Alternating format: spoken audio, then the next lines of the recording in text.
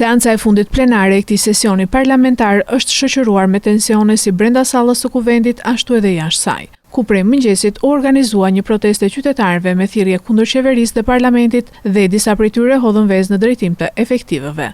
Policia përdori në disa momente spraj lotësielës për të shpërndarë turmën dhe shoqëroi aktivistin Arben Kola dhe disa persona të tjerë. Ndërkohë, brenda sallës së kuvendit, pas rrëzimit të kërkesës së deputetit Agron Shehaj për zhvillimin e një seance pyetje-përgjigje me kryeministrin Edi Rama lidhur me Porto Romanon dhe aeroportin e Vlorës, debatet u përqendruan te projekt ligji për marrëveshje në fushën e mbrojtjes me Shtetet e Bashkuara, që lidhet me një hua prej $302 milion. Partia Demokratike kërkoi transparencë, duke pretenduar se projekt ligji nuk shoqërohej me relacion. Nuk do të ftohet të votojë këtë marrëveshje pa u informuar dhe pa lexuar marrëveshjen.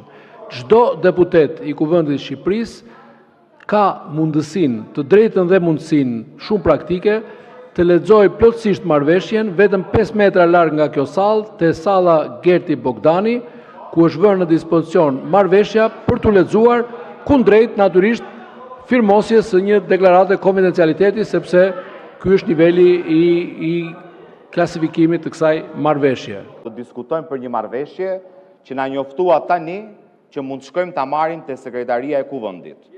Ndërkohë që kushtetuta dhe rregulloria e Kuvendit të detyrojnë që menjëherë sapo projekt ligji paraqitet në Kuvend, t'ia shpërndash atë deputetëve. Detyrim i cili nuk e keni përmbushur, por mendoni se do të shndroni Kuvendin e Shqipërisë një lloj si grupi juaj parlamentar.